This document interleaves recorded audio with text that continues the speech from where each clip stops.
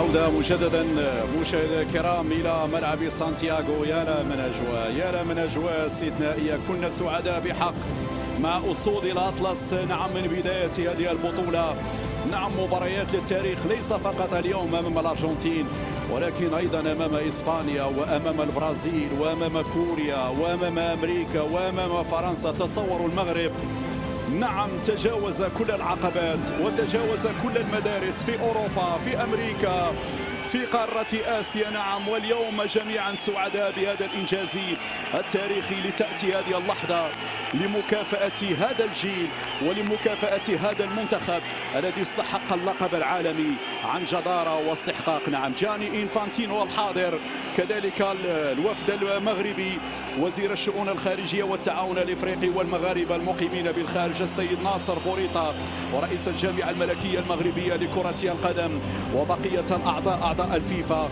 ورئيس الاتحاد الأرجنتيني لكرة القدم كذلك، وتهنئة خاصة لمحمد وابي. نقول صح عليه، برافو، شكرا للذي جلب هذه الموهبة على مستوى التدريب الأكاديمي. نعم، محمد وابي، هذه تحسب لرئيس الجامعة الملكية المغربية لكرة القدم السيد فوزي لقجع، الذي وثق وآمن بكفاءات محمد وهبي، رغم أن نعم الكان لم ينصفنا باللقب، ولكن هنا العالمية حضرت، العالمية فوق المنافسة القارية.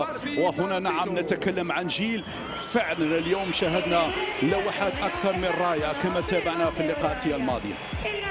إذن حارس المرمى الأرجنتيني هو من ينال جائزة أفضل حارس في هذه البطولة. يتعلق الأمر بباربي، فعلا باربي هو الحارس، ولكن لا تفوتنا الفرصة للإشادة بالبطل. غاب اليوم عن اللقاء يانيس بن الشاوش. تذكروا جيدا وصفقوا لهذا اللاعب وقولوا شكرا لهذا اللاعب يانيس بن الشاوش، الذي أنقذنا وتصدى وعمل مباريات بطولية في فرنسا، أمام فرنسا وأمام أمريكا وأمام البرازيل وأمام إسبانيا. برافو يانيس بن الشاوش، برافو كذلك المصباحي في ركلة الترجيح أمام فرنسا، وبرافو لحارسنا الشاب، برافو لحارسنا الشاب اليوم براين غوميس، رغم أن المباراة الرسمية الثانية له في هذه البطولة. إذن ديلغادو أمامنا على الصورة هو الآخر نال نصيبه من الجوائز في هذه البطولة. مشاهدينا الكرام،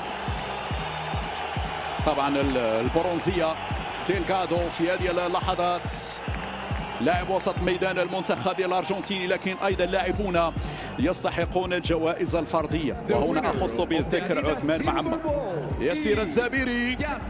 نعم، لا يمكن أن نمر مرور الكرام على الهداف. هنا يتسلم الجائزة من يدي السيد ناصر بوريطة، وزير الشؤون الخارجية والتعاون الإفريقي والمغاربة المقيمين بالخارج، الذي أصر على الحضور هو الآخر لمؤازرة أسود الأطلس هنا في مونديال الشيلي. مشاهدينا الكرام، الفضية نعم هنا تأتي للزابيري. مشاهدينا الكرام، أهم من هذه الجوائز والله اللقب الآن، أنا كل شوق وترقب لي لمشاهدة الكأس. عثمان معمة، عثمان معمة، نعم، بطل هذا المونديال، أفضل لاعب في هذا المونديال يا سادة يا كرام. هنا يتلقى الجائزة من يد رئيس الاتحاد الإفريقي باتريس موتسيبي. نعم، تستحقها يا عثمان يا معمة.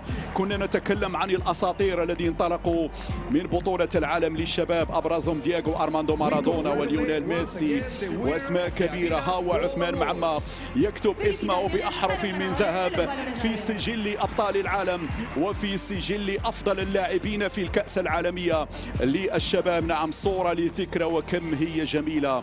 القميص الوطني، نعم، قميص المنتخب المغربي، صورة للذكرى، وصورة نعم ستبقى محفورة في الأذهان، لأن هناك أبطال أسعدونا وشرفونا ورفعوا رؤوسنا. وتحية متبادلة. الله على الصورة، الله على الصورة، الله على الصورة، كم هي جميلة. وهنا التبادل، التهاني بين عثمان معمة وياسر الزابيري. هذا هو الخلف، هذا هو المستقبل، مستقبل الكرة المغربية. ونتكلمت عن المواهب الموجودة في أوروبا، لا خلاف في ذلك، ولكن المغرب باعتزاز وافتخار يصدر لنا لاعبين مميزين. أكاديمية محمد السادس، هذا الورش الذي بدأ منذ سنوات، نعم، هذا الورش الذي بدأ منذ سنوات الآن أصبح مصدر فخر، لأنه يعطينا مواهب في كل مرة تظهر وتتألق، نجوم يسطعون في سماء هذا المونديال. نعم، إنها مواهب أكاديمية محمد السادس واللاعبون الذين يحضرون في مختلف البطولات الأوروبية، ومدرب وطني على كفاءة عالية، امتداد للمدربين والكفاءات. اليوم فعلا أصبحنا نعتز بمدربين لأنه جابوا العز وجابوا الألقاب. طبعا نتكلم عن وهبي، نتكلم عن طارق السكتيوي، نتكلم عن الحسين عموتة، نتكلم عن السيد وليد الركراكي الذي أسعدنا بملحمة وبطولة أكثر من رائعة في ملاعب قطر.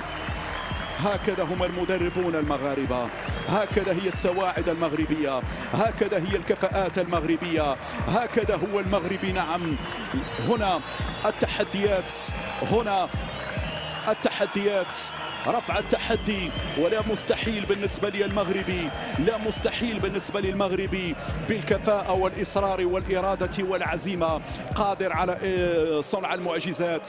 واليوم لن أقول فقط إنجاز، بل هو إعجاز تاريخي كبير، بل هو استثناء، ونتمنى أن يكون قاعدة في السنوات القادمة. الآن المغرب أصبح من الكبار لا شك في ذلك، المغرب أصبح من الكبار لا شك في ذلك. الراية المغربية نعم في كل مكان، في الفئات السنية، ناشئين عندك، شباب عندك، كبار عندك، سيدات عندك، فوتسال عندك.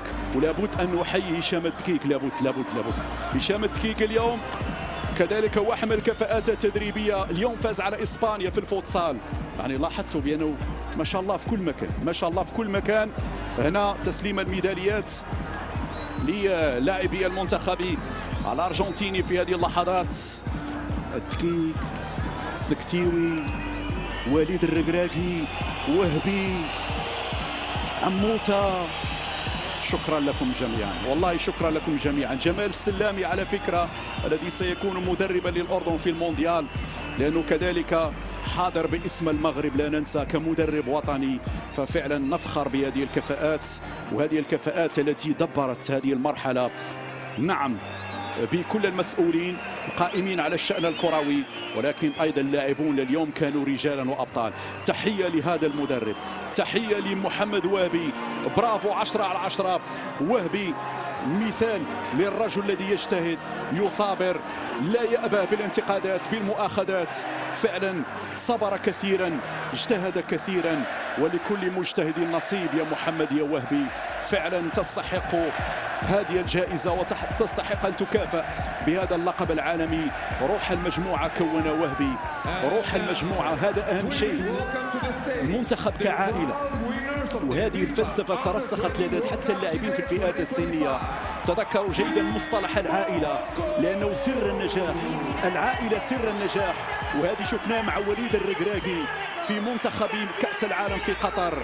روح العائلة تجسدت وتبلورت بعد ذلك وترسخت لدى كل أعضاء وفئات السنية في المنتخبات الوطنية. لذلك شفنا هذا الجيل موحدين متآخين. لا ننسى هذه السيدة على الصورة، سفيرة المملكة المغربية في الشيلي، التي ضحت بالغالي والنفيس، قدمت مساعدة كبيرة لهذه البعثة، قدمت دعم كبير لهذه البعثة، كانت تؤازر، استقبلت الجماهير المغربية في بيتها. فشكرا لسفيرة المملكة المغربية في الشيلي، لأن كذلك واحدة من الأسماء التي نفخر بها، وساهمت وساعدت كثيرا البعثة حتى تكون الأمور على نحو جيد في أرض الشيلي. مشاهدينا الكرام، لا زال الأبطال يتسلمون الميدالية، نعم، الذهبية، والذهب للذهب، والذهب راح للمغرب. مشاهدينا الكرام، الذهب راح لمن يستحقه. والكرة أخيرا أنصفت هذا الجيل، الكرة أخيرا أنصفت النخبة المغربية. بالأمس القريب نعم الكان لم ينصف أسود الأطلس، ولكن اليوم دخلتم للعالمية، نعم، من الباب الواسع، دخلتم العالمية من الباب الواسع.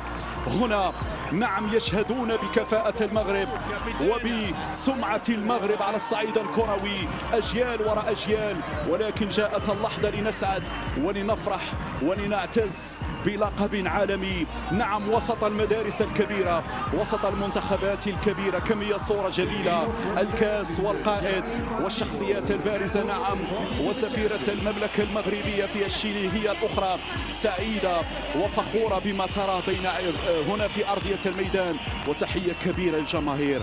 هاي اللحظة التاريخية، سجل يا تاريخ، سجل يا تاريخ.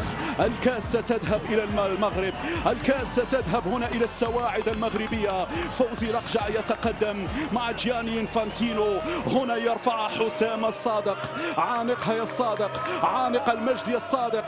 قبل الكاس باسم كل مغربي من طنجة العالية إلى القويرة العزيزة، باسم كل عربي من المحيط إلى الخليج، نقول لكم شكرا. قبلها باسم كل أمازيغي، شكرا إنفون كبارة، شكرا ترميرت. هكذا ترفع الكاس باسم كل مغربي من طنجة العالية إلى القويرة العزيزة. هنا في لحظة تاريخية، الكاس العالمية، أسود الأطلس هم أبطال العالم لسنة 2025. هنا الملحمة، هنا الجيل الذي صنع التاريخ، هنا الجيل الذي أسعد شعب، هنا الجيل الذي أفرح الملايين. هنا كانوا بالقلب والوجدان والجوارح يتفاعلون، لأن الراية المغربية خفاقة هنا في سماء المونديال، كما هي النجوم التي تلألأت، النجوم التي سطعت، والنجوم التي تألقت. وهنا في لحظة إبداع وفي صورة ولا في الخيال، لأن هذه الحقيقة وليس الخيال، هذه الحقيقة وليس الخيال. هنا منظر لا يصدق، منظر لا يصدق، ولكن صدقوا، افرحوا، غنوا، ارقصوا، هذه فرصتكم. نعم.